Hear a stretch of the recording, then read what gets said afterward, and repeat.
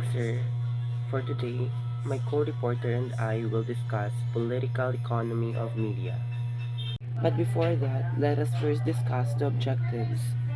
First, define and explain the key concepts of political economy, media ownership, media control, and popular culture. Second, analyze media ownership and control. Examine how media ownership and control impact the production and distribution of popular culture. And last one is to explore the impact of globalization on media and popular culture with a focus on cultural imperialism. Now that we already know the objectives, let us formally start the discussion by discussing the introduction.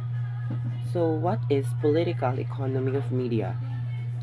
The political economy of media examines the ways in which media and communication systems are shaped by the economic and political structure within which they operate. This perspective emphasizes the role of ownership, control, regulation of media organizations, and how these factors influence the content, distribution, and consumption of media. In relation to popular culture, this analysis is crucial because media are the primary vehicles through which popular culture is produced, disseminated, and consumed. I believe that the introduction is very well constructed, so I don't feel the need to further discuss it. Next to be discussed is media ownership and control. Now, what is this? Media ownership is often controlled by a few large companies, which can affect the variety of content we see, and this will be depending on the preferences of the one controlling the media. These companies tend to promote content that appeals to the largest audience and makes the most money, or maybe it is the profitable one. This concentration of ownership can lead to a homogenization of content, where diverse voices and perspectives are marginalized in favor of content that appeals to the broadest audience or aligns with the owner's interests, just like what I have said. In relation to popular culture, this means that the types of music, films, television shows, and other forms of entertainment that dominate the mainstream are often those that are most profitable rather than those that are most culturally significant or innovative. This alone can lead to the commercialization of culture, where the value of cultural products is determined primarily by their marketability rather than the artistic or social worth. Yeah, that's it for the media ownership and control. Next one is the influence of advertising. Advertising significantly impacts media and popular culture in various ways. For example, content creation, revenue dependency, and consumer culture promotion. Many media outlets depend on advertising revenue, which influences the type of media or the content they produce. Example of these are television networks and online platforms. Like for example, on television networks we have ABS-CBN, and for online platforms we have YouTube and Facebook. To attract advertisers, media often focus on entertaining or sensational content rather than critical or informative ones. In popular culture, advertising promotes consumerism and supports capitalist values. Now, what is capitalist? Capitalists, these are the peoples that supports or benefits from capitalism, or an economic system which businesses and resources are privately owned. Capitalists invest money to start or grow businesses, aiming to make a profit. So that's what a capitalist is. Ads, product placements, and sponsorships are woven into media, shaping the stories and values shared with the public. This makes popular culture a reflection of consumer capitalism. So, therefore, advertising really plays a significant role in influencing the media, the content they produce, disseminated, and consumed. So, I guess that would be it for the influence of advertising. And let us go to the regulation and policy. Good day, everyone. I am Lirah Galliner, the co-reporter of Prince Gabriel Abrira, and I will continue to discuss about political economy media. So, regulation of policy. Government regulations and media policies have the media industry by controlling ownership, intellectual property, and broadcasting. These rules determine who can create and share content and what types of content are allowed.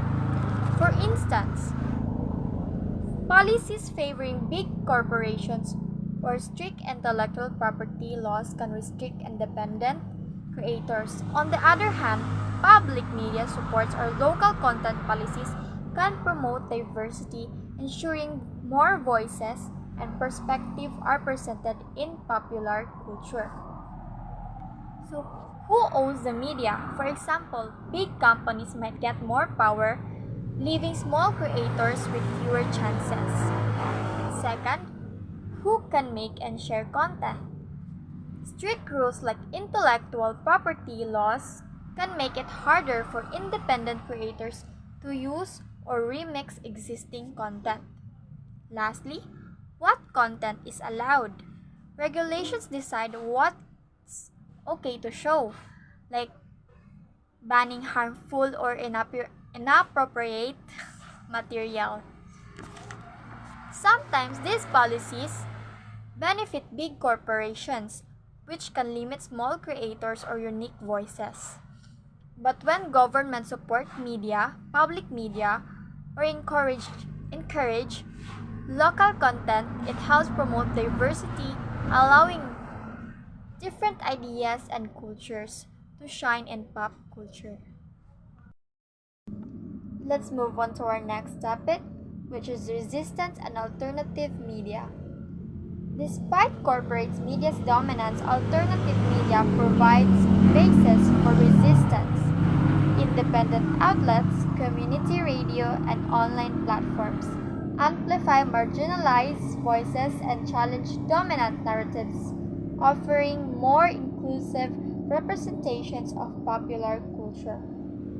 Examples include subcultures, underground music scenes, and independent films that defy mainstream norms and present alternative societal visions. These forms of popular culture reflect the push and pull between commercial pressures and creative freedom within the media landscape.